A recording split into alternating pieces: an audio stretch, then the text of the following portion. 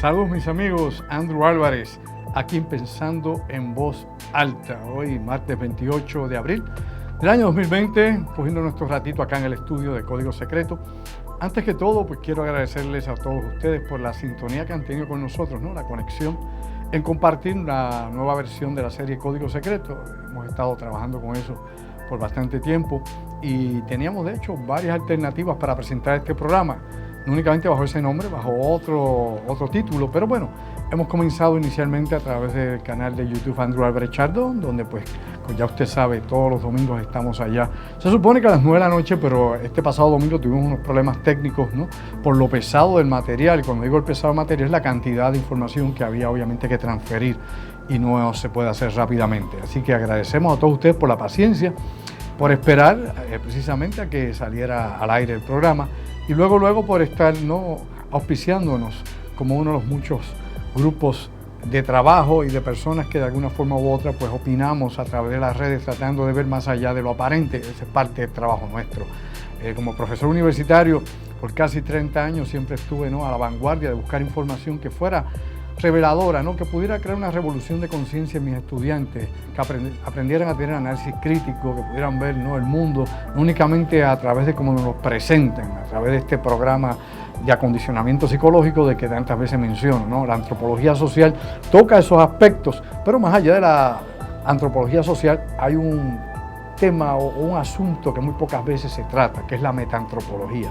Es el punto de vista de cómo se transforma realmente la conciencia humana a través de su propia sociedad y cómo va transfiriendo todos estos memes, toda esta información, a hacerla vital, a hacerla importante para la transformación, obviamente paralela de todos los medios, tanto de comunicación como los medios de producción, como la sociedad en sí, la transformación. Y eso es lo que está pasando en estos momentos, una transformación hacia una nueva etapa de existencia para todos los que estamos acá en el planeta Tierra. Y cuando digo los que estamos acá en el planeta Tierra, es que no sabemos si hay alguien más, un poco más allá. Eso siempre lo hemos especulado. Y es un tema de discusión diversa desde el punto de vista de la ciencia, la exobiología, por ejemplo, la cosmobiología y otros asuntos, otros temas que inclusive pudieran ser filosóficos en la mayoría de ellos. Pero bueno, hoy acá quiero compartir algunas cosas con ustedes pensando en voz alta. Y quiero comenzar precisamente con el plan de apertura para Puerto Rico y los Estados Unidos. Me explico. En los Estados Unidos, se ha publicado un plan en etapas, para abrir a las ciudades norteamericanas, abrir el mercado, abrir la sociedad, de que las cosas vuelvan más o menos dentro de la normalidad que tanto se menciona. Para ver entonces cómo se puede nuevamente realinear la economía de los Estados Unidos después de la devastación que ha sufrido su economía y lógicamente las miles y miles de muertes que ha habido por COVID-19 en los Estados Unidos, que ya llegan prácticamente a 1 millón de contagiados. Todo esto ponernos a pensar que hay 50 y pico mil de fallecidos en los Estados Unidos y en el mundo pues ya llegamos a los 3 millones de casos. Lo hemos pasado, así que toda esta situación nuevamente sigue siendo de impacto.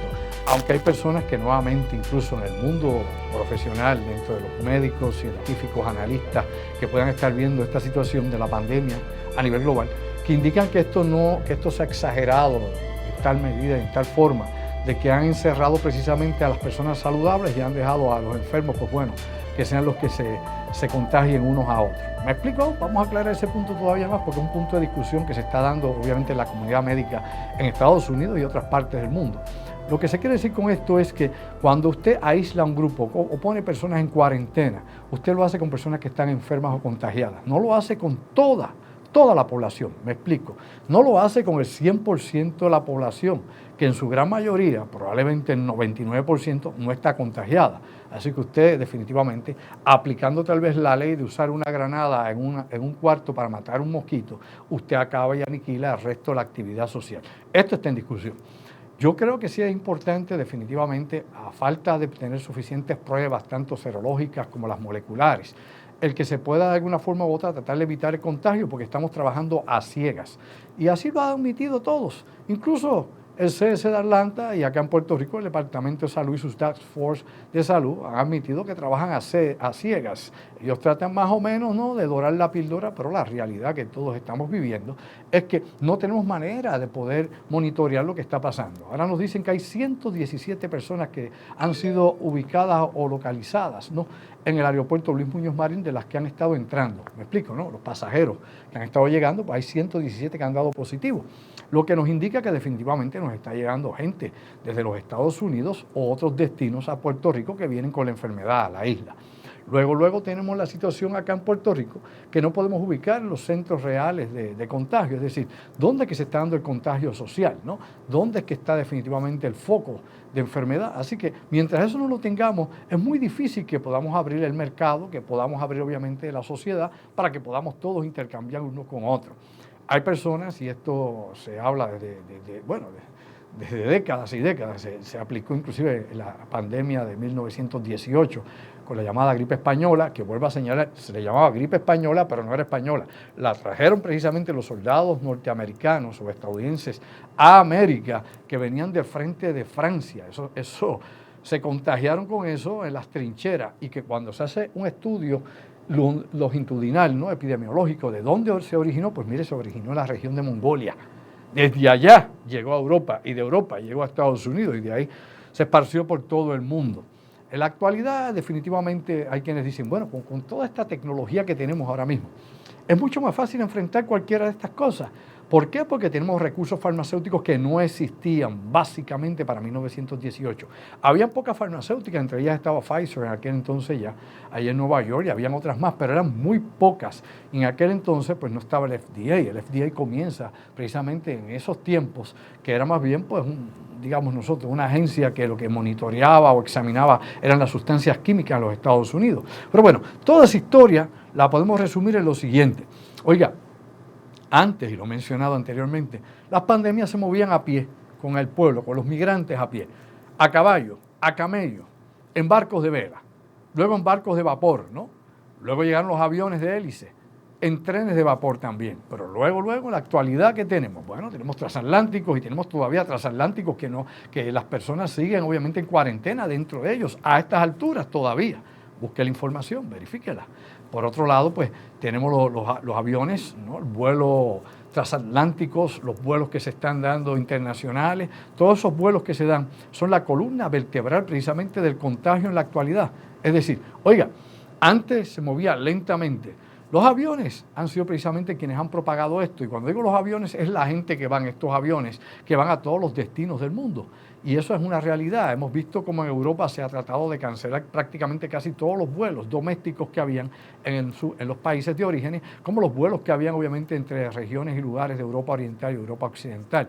En Estados Unidos ya vimos hace meses que se cerró precisamente, los vuelos se cerraron, ¿no? Se cerró la entrada y salida de Estados Unidos hacia Europa y vis a vis.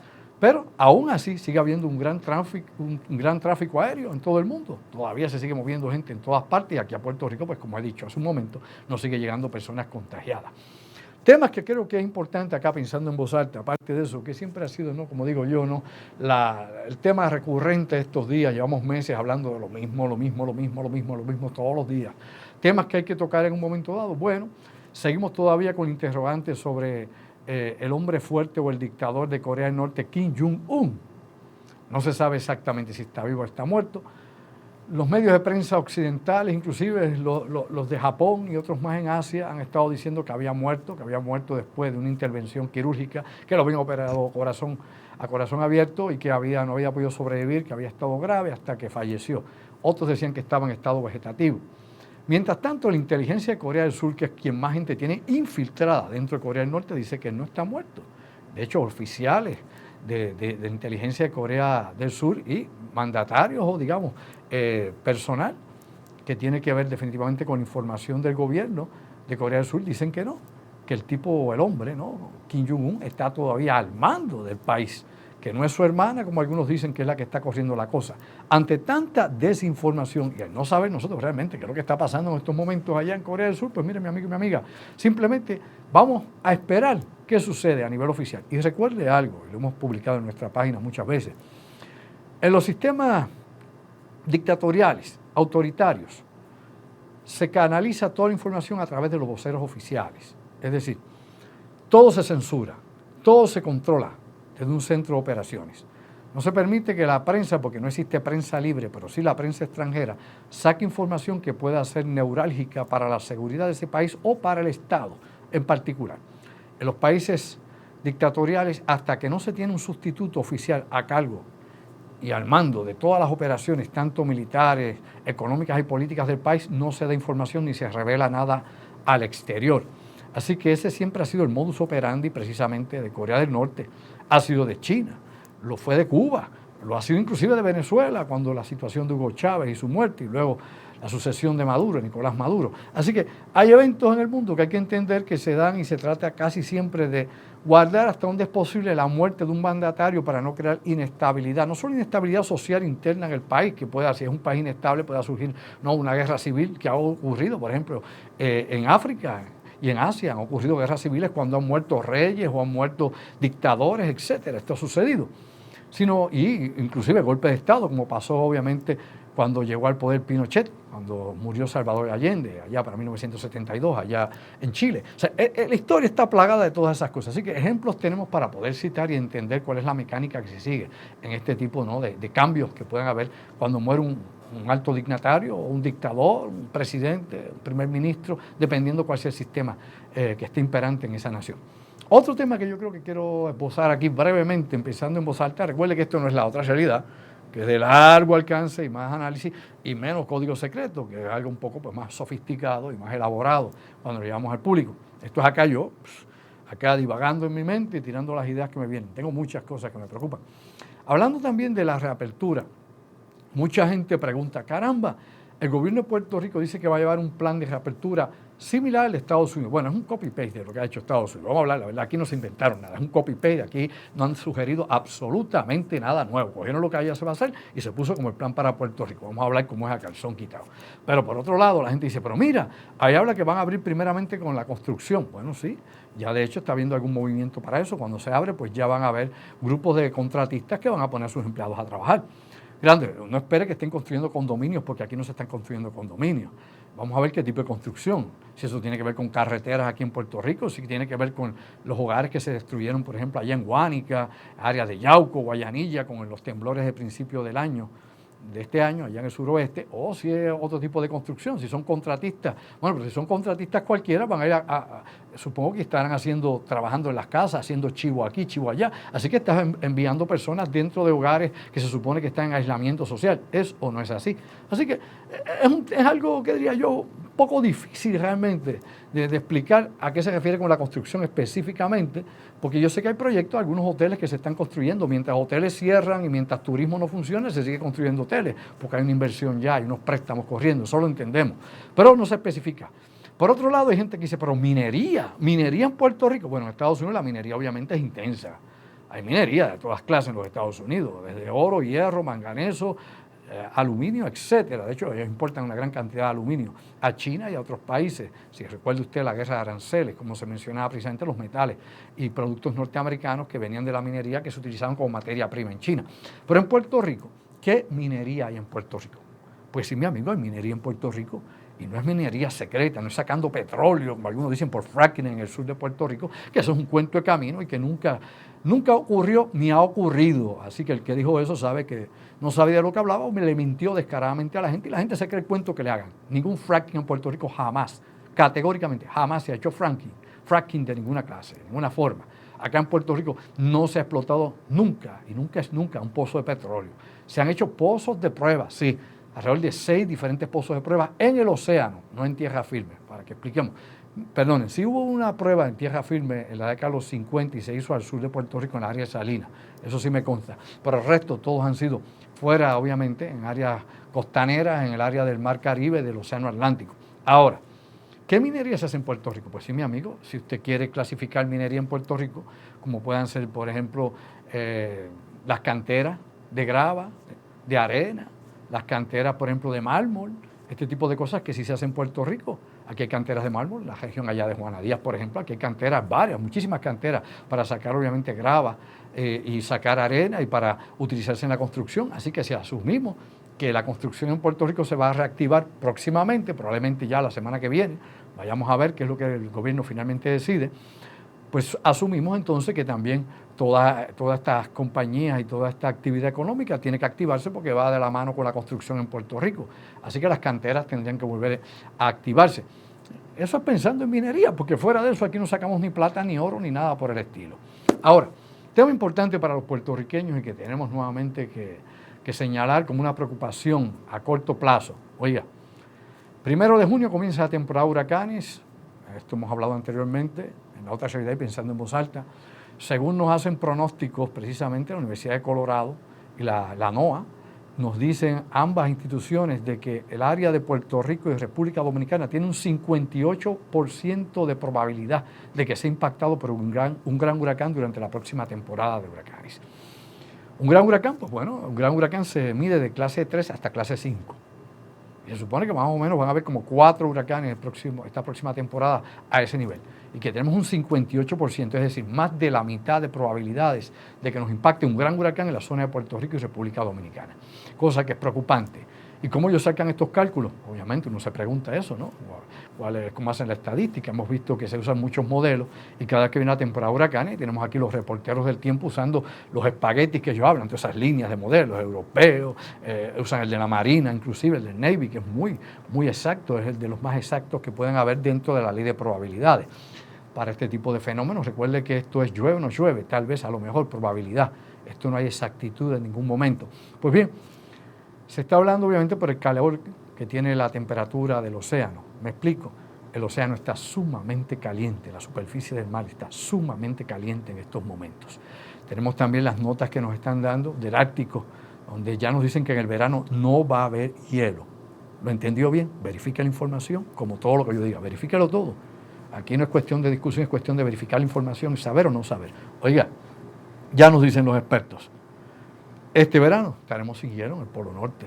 Va a ser un fenómeno de impacto. Ya tuvimos, de hecho, varios eventos, inclusive el famoso hoyo en la capa ozono que se hizo gigantesco en el Polo Norte, en el Ártico, y que ya se ha reducido bastante rápido porque ha subido la temperatura en el Ártico. O sea, el vórtice polar pues se disminuyó, esas tormentas de frío y hielo, ahora aumentó el calor y esto ha hecho precisamente que empiece a cerrarse ese hueco en la capa de ozono. Recuerde que el ozono es un isótopo de oxígeno, es pequeñita, es una capa pequeñita, no es una cosa gruesa, es una capa pequeñita que nos protege de los rayos ultravioleta, que se une a la magnetosfera y a otras capas de la atmósfera para protegernos de los impactos de los rayos cósmicos que vienen de toda la galaxia, aparte de los que, como he dicho, de los que produce el Sol, rayos gamma, que son los rayos ultravioleta, explosiones de partículas y todo eso. Así que ahí tenemos también la ionosfera y todas las capas que envuelven nuestra atmósfera, más de 100 millas, y que pueden llegar hasta el cinturón Van Allen, miles y miles de millas en el espacio, más allá de la atmósfera respirable de nuestro planeta. Así que todas esas cosas están ahí. ¿Y qué ocurre? Pues bueno, si se derrite obviamente el Polo Norte, que no tiene tierra firme, hay una destrucción ecológica descomunal en esa zona. Es decir, nadie sabe con exactitud, la ciencia no sabe los efectos que van a haber con la vida silvestre allí. Y recuerde algo, todo está concatenado en este mundo. Todos los sistemas ecológicos están enlazados a corta o a larga distancia unos de otros. El efecto del calentamiento en la superficie del océano pues nos va a traer ¿qué? Pues tormentas y huracanes de gran poder, mucho más grandes. Y ahora precisamente que se nos indica que el fenómeno del Niño no va a estar activo en el Pacífico. Así que no vamos a tener la corriente agua caliente que viene del Pacífico hacia Sudamérica, que esa es la corriente del Niño. La corriente de la Niña es inversa. Es decir, es entonces una corriente caliente que va de Sudamérica hacia el Pacífico y una corriente fría que viene del Pacífico hacia América del Sur. Esa es la diferencia entre uno y el otro. Y ambos no solamente influyen en el clima del Pacífico, influyen en el clima en el Océano Atlántico y el Caribe. Así que tenemos que estar pendientes de esa situación, de lo que podemos experimentar próximamente en los meses que se nos acercan en el verano. Y recuerde que eso termina ya en noviembre, así que tendremos varios meses de unas posibles amenazas continuas, aparte de la situación del encierro, alejamiento social, colapso económico en la isla y tantísimas otras cosas que nos han estado impactando en los últimos tiempos. Esto es para pensar más allá de lo aparente, esto es para que despertemos a una realidad de impacto continua que tenemos en estos momentos. Por el momento, pues los dejo con eso, aquí pensando en voz alta. Tengo obviamente mi preocupación de lo que pueda pasar. Como han dicho algunos, tenemos que tener más pruebas, obviamente médicas, más pruebas para hacerle a las personas para verificar si están infectadas o no. Si queremos hacer una apertura que sea efectiva, si queremos volver a la actividad económica y ver cómo reactivamos la economía de Puerto Rico, como se está pensando en los Estados Unidos, necesitamos esos datos. Sin esos datos vamos a estar a ciegas y equivocados.